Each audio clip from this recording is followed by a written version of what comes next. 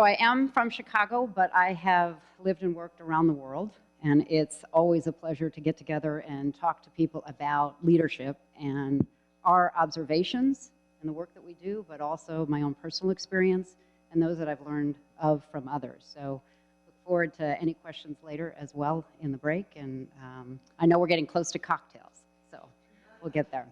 So I have spent about the better part of 25 years working with organizations, working with CEOs, working with boards, studying leaders and leadership teams. Korn Ferry's done a lot of research around it, and I personally have grown up in a very large family. I'm one of 8 kids, so there's been 10 highly diverse individuals, and I have learned the dynamics of team throughout my entire career and personal life. But what I would like to say is that the number one question that we get asked is, what makes a great leader?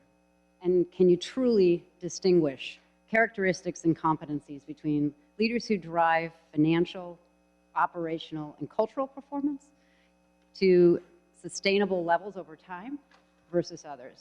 The answer is you absolutely can. And today what I wanted to do to talk to you a little bit about some of the experiences we have observed, as well as some of the competencies. And I'm focusing on competencies that I think are really important for women to begin to acknowledge, because there's some outstanding strengths that have been showing up in the research about the skills and characteristics that women bring to the table that are going to be really important as we move forward over the next decade or so within business and the complexity of our world and the dynamic change that's going on, and just the different dynamics between how organizations work together. So first of all, I wanted to talk a little bit about what we're seeing in the backgrounds of really successful leaders, and I'm now focused on people that have risen to a level of either C-suite or CEO or dominant leadership levels within their organizations. And it's a track record of formative experiences, but what I like to call it is breadth. The idea that you build a career that picks up different competencies and characteristics from different parts of an organization, because at the end of the day, you build broad business acumen in addition to having some deep expertise. So an example, earlier we heard from Peggy from Microsoft, an engineer who moved into the commercial side of the organization and is now in business development. Another example, I'm currently working with a Fortune 200 retailer that's looking for a chief marketing officer.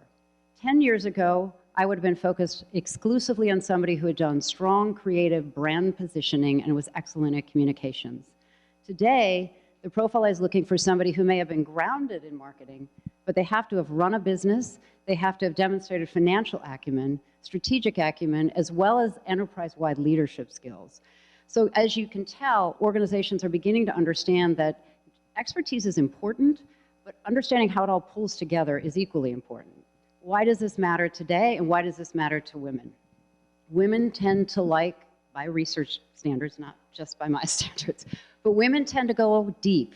They like get really comfortable in a functional area and they want to become the expert. They are less likely to be as comfortable moving across functional parts of an organization. And I call it building a trellis career path versus a linear career path. Breadth is a trellis, functional is linear. And I think for you, as you are in your journey professionally, it would be really advantageous as you think about those areas in an organization that could be complementary, formative, and enhancing to the experiences that you had today, and how do you build your own personal trellis to take you where you want to go.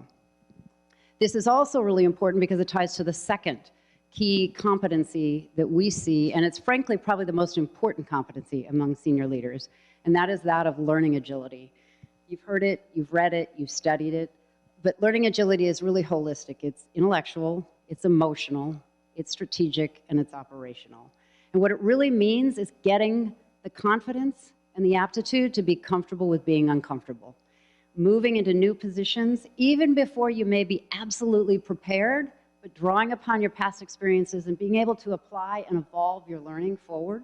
You heard it several times today about people who said, I get comfortable being uncomfortable. In this business environment that we've got, things are changing all the time.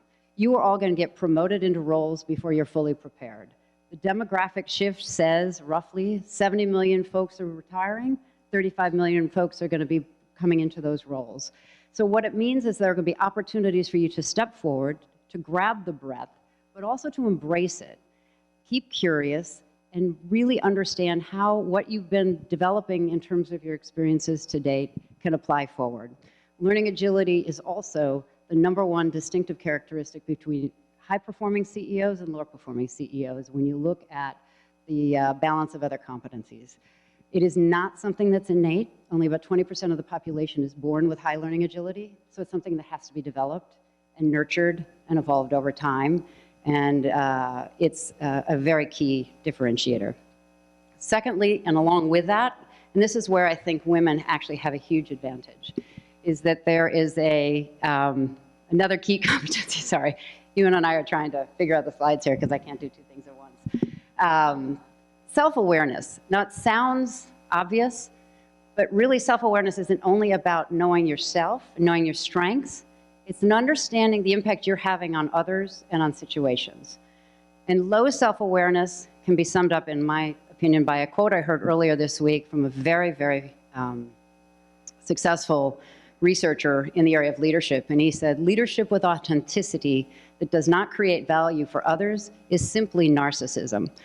If you think about it in another way, self-awareness is how do you understand bringing teams together? How do you understand where co-collaboration needs to help? What are your strengths? What are you good at? How do you celebrate that? But then how do you complement it with those people around you or putting yourself in situations that can enable you to sort of build upon those areas that you may not feel as comfortable or as strong in right now? The other reason that this is important is we're seeing leaders change in terms of how they're being effective. You heard it earlier as well. Influence leadership is probably one of the most distinctive characteristics going forward. Companies are moving fast, they're outsourcing, they're cooperating with other partners that used to just be competitors. Collaboration is critical. Matrix organizations are the norm. So you have to be able to influence others for whom you don't have direct authority. So how do you do that? How do you bring people along? How do you make them want to be part of your team? And more importantly, are you able to optimize that team? I've done a lot of work in the area of consumer products and retail. But what I can tell you is that right now, talent is the key competitive differentiator for any company. Your channels, your technologies, your products, your services, frankly, everything can either be copied or commoditized. The only thing that is truly, truly, truly differential are the people that you have. So the leader that can optimize the teams to drive a level of performance that sustains over time, that person, that business, that unit, that company, they will be the organizations that are going to win. And frankly, I believe, and this is probably going to sound crazy coming from somebody who spent her career in executive search and leadership development, but retention will be the key competitive advantage for companies. If you can harness the energy of the folks and give them opportunities to develop themselves over the course of time and retain that talent versus that talent feeling like they have to move just to get a new experience, it saves time, it saves money, it saves productivity, and frankly, it allows people to continue to focus and innovate. So self-awareness is important because it does allow you to understand how do you bring people along, which leads us to our last point, which is essentially it all follows together. Followership. How do you create true followership? Do you have networks and relationships and people that have stayed with you, that want to be part of your organization, that want to work with you, that you want to work for, you want to work with? Followership really distinguishes great CEOs, and it is not something that can be demanded, it's earned. You know, you could walk out of any company at any point in time if you don't believe in or trust or want to be part of a leader's organization. But the leaders that have the ability to make people feel like they are really creating value and contributing, they're the ones that create true sustainable performance. And you can think about people that we know. I can talk to some folks that I have observed over the course of time. For those of you in the advertising business, Shelley Lazarus was a woman who created amazing followership. For some in the tech industry, Sheryl Sandberg's creating great followership.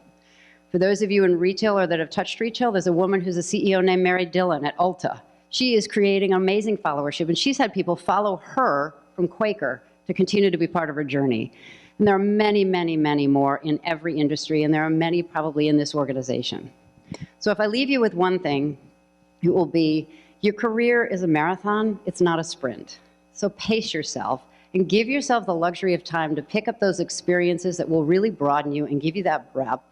Take the time to put yourself in new situations. Get comfortable with that. It's okay, you'll learn, you'll actually learn about yourself. And remember that you do need the people around you to be successful. So how are you creating an environment where you continue to learn, they continue to learn, and together you can optimize it going forward? So I hope this has been helpful. Actually, everybody all day has been saying the same thing, so all I get to do is summarize it, which is fun. But thank you very much for letting me participate today, and I hope you have a great afternoon.